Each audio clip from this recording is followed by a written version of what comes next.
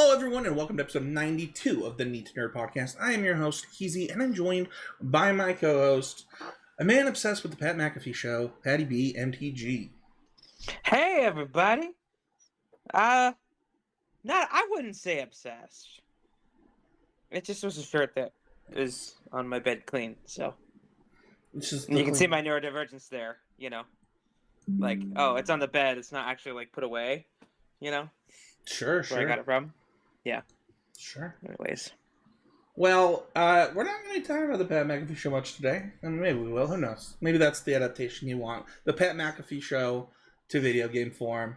Instead, we're going to be talking about adaptations that we want, our top adaptations that we'd like to see.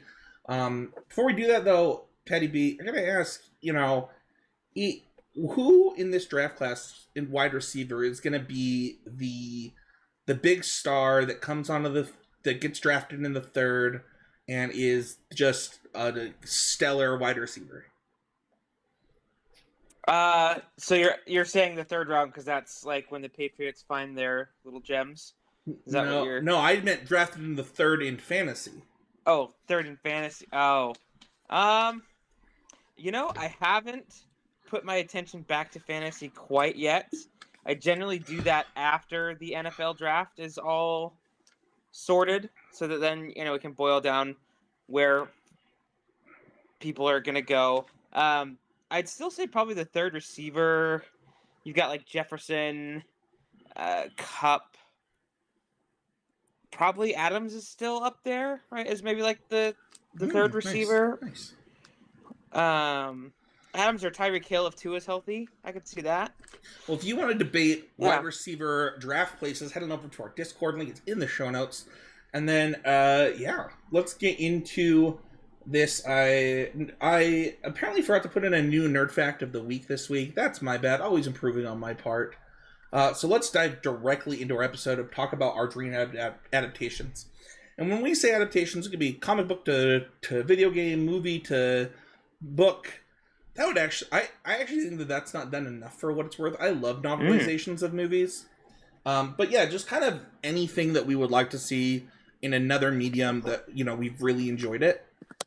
And I'd like to snake this a little bit, PaddyB, and I'll go first.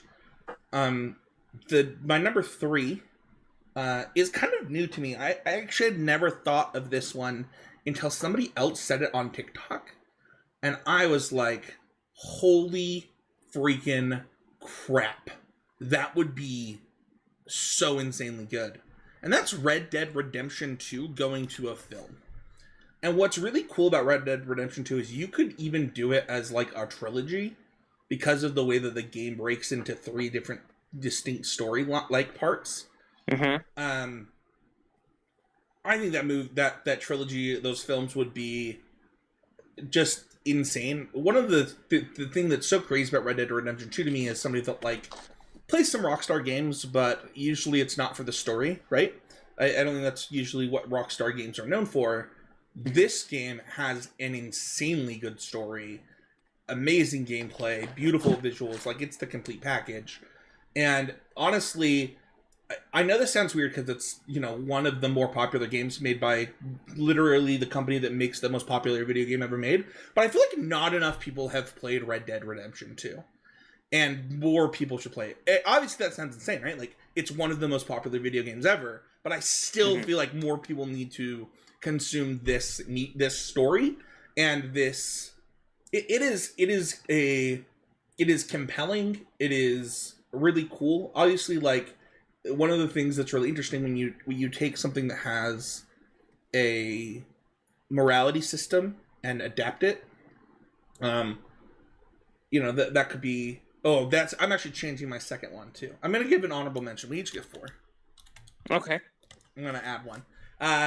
But yeah, I just think that this story needs to be told in more ways. And honestly, I just think that the character of Arthur is capable of being really endearing to a really large audience, not just not just people along certain political lines or age groups or races or genders. Like Arthur is a character that I think people don't need to relate to understand, and I think it'd be a really good story to be told. What about you? What's your number three? Yeah. Or do you My have anything number. to say about number three? I guess I should say. I actually like. I saw that on the list. I actually, in preparation for this, I was looking for like. I haven't played a lot of some of the games that would be really great adaptations. So I looked up like the best story games, and that was like the first one that came to mind, right? That was not like The Witcher. Is Red Dead? We've talked a lot about it in the last few weeks, just because we've been talking more about games this past month. But yeah, no, I think um, with films you could do a lot with new western, because there's not a lot of new westerns that have been coming out recently. Yeah, what's funny is like I think that it being film instead of TV would also be more interesting to me because then you get contained stories. You could Hmm. do a TV show for Red Dead 2 and get the whole thing out. I mean, you could do 3 to 4 seasons of it, maybe even more. And but I think that if you want to just fit the story in, a film would be better. Yeah, and that's a good distinction to make too, right? Like, not just like, oh, what adaptation do we want, but like, would it be better served as a film or Yeah. as like a TV show, for sure. Well, yeah. What about you though? What's your number three? Yeah, so my number three, and kind of the same um thing with, there's not a lot of westerns out there. I know I haven't played this game. It came out in 2020. But I think the Ghost of Tsushima would make an excellent, like, we haven't had a really good like samurai movie in a while.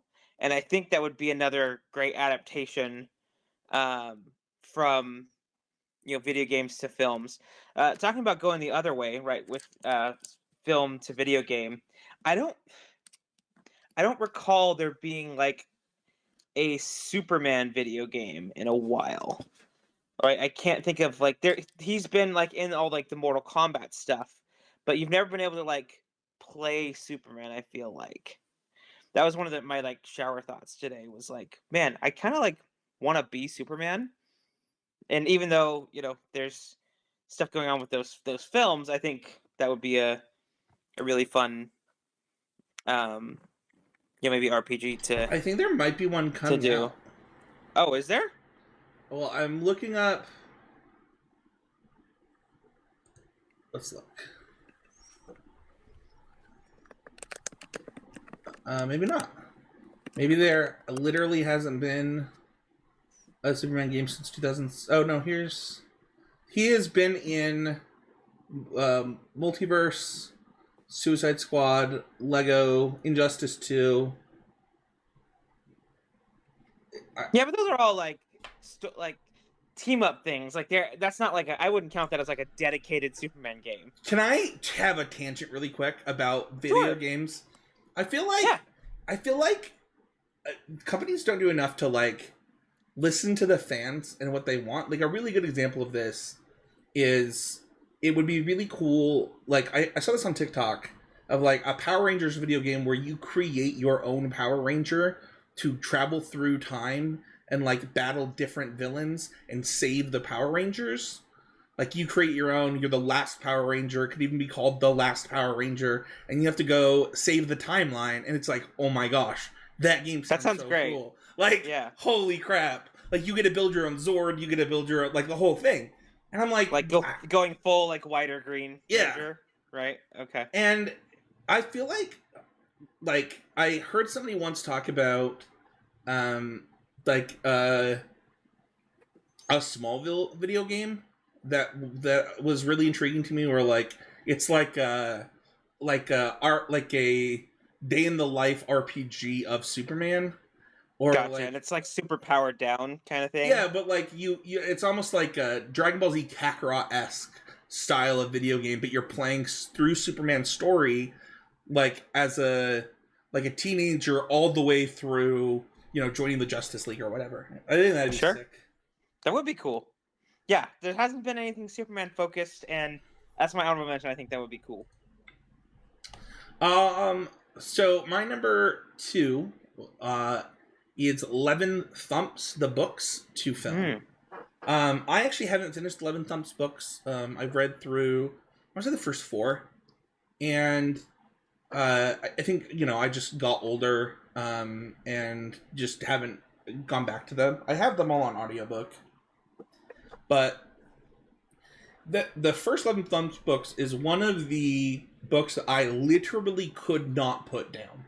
Like Mm. I picked it up and read it in like a day and a half, and I think they would make a great film series. I think if we're looking for the next Potter or the next Twilight or whatever, that's one that would go do really well to film. And also, I think that the level of special effects that we have now also would really make Fu look awesome. So that's a big one for me. Have you never heard of this? You're like doing some googling. I am doing some googling. No, I haven't heard of it. But yeah, so for those who don't know, I'll just sell Gateway to Fu really quick. Gateway to Fu, the first book, is about a boy who finds out he has some special power, and travels to another world, the world of Fu. And he has a team up with another character named Winter who has ice powers, and adventure ensues, and they have to battle through the one of the big baddies to get to Fu. It's really it was a page turner for me as a kid that I think kids today would love to see that in a film adaptation. That's cool. What about you? What's your number two? So I had a number two, and then I did some more research as far as like my top two are more based on kind of the success of the Dungeons and Dragons movie recently. Um, I can't remember. Like, I was thinking again. This was a shower thought where like there was so like Skyrim and stuff is so popular. Um, like I feel like Skyrim set in like the Dungeons and Dragons world should be a thing. And I guess there have been like some of that, like where it's I guess there was a Like game. you'd want to take video games and turn it into a tabletop RPG. No, I was the other way around. I wasn't really aware that like D&D had done like actual non tabletop RPGs, right? Like I guess 2021 there was this Dark Alliance game Mm-hmm. that came out. Like I wasn't aware of that. So it kind of took out my number two. But in that same vein, um, that would be really cool. I think like with the Skyrim universe, turning that into now. Granted, there's like so much there. It can be probably hard, but like I think a Skyrim TV show um Yeah, would I be mean, pretty sweet. Elder Scrolls, just like as a whole, I don't know where is the appropriate place to start for Elder Scrolls. Um, Mm-hmm. like I don't know if you start at 3 and do like 3, 4, and 5. Like I don't know which stories to follow, but I Mm-hmm. mean, they are some of, if not the most popular open world RPGs out there. And I don't think it would be that hard to make a TV show in the Elder Scrolls world. For sure, definitely. Which Elder Scrolls have you played the most of, if I can ask? Just Skyrim. Just Skyrim. Back when I was in college down at Utah Tech. Yeah, I probably played the most of Morrowind. Mm-hmm. And I think Oblivion was the one that I was the most excited to play, but I didn't Mm-hmm. own a 360 at the time. Right. So, um, well, I'll go down to my number. Well, I'll save my number one. I'll do my honorable mention. But save my number one for last. Uh, my honorable mention is the Mass Effect series. I know that like people have really strong feelings about the third one and the Andromeda and all that, but I like if you just made a movie I mean, you could change the ending if you wanted to for the third one if you did the movies. But these games, I got to play them. I kind of did a series on this YouTube channel. If you're watching on YouTube, about my first playthroughs because, like I just said, I didn't own an Xbox 360 in the time that I would have typically played these. And one year when I got my appendix out. Somebody had loaned me the first one, and it took me a while to finally get down to play it. Their story of the first one is absolutely insane, and the story of the second one absolutely insane. The third one still really really good. I think that it would translate so well into a trilogy. It would be this epic. I mean, Star Wars-esque level of awesome that people could relate to, and I mean, a lot of people consider these three video games to be the best video game trilogy of all time. Why not give it an adaptation that it deserves? So, what about you? Perfect. What's your number? Well, you kind of already did your three and your honorable mention. I did. I said my honorable mention, so this will be my number one. My number one. Oh my gosh! As a Magic person, right, who plays a lot of Magic: The Gathering, I could, like I said, with the success of what they were able to do with the Dungeons and Dragons movie, I think there is a way to not have a big, huge multiversal story and do a Magic movie. There was rumblings right about the Russos working on a project with Netflix. I haven't seen anything on that for a while, but there's such good IP with Magic that they have. It's I gotta know which ludicrous one that we you're don't have. you following Jace? You following the Weatherlight? Like, where are you starting? I would probably, the Weatherlight crew would be a fun place to start. I think because like those are characters that are not like, I don't know. You could do a more enclosed story like that. I know most of the sets recently, right? Like right now, they're fighting the Phyrexians all over the place. Before it was a huge saga with Nicol Bolas that spanned over a long time, right? So something like a smaller level bad that still has some like stakes to it, I think would be good. And I think the Weatherlight crew might be a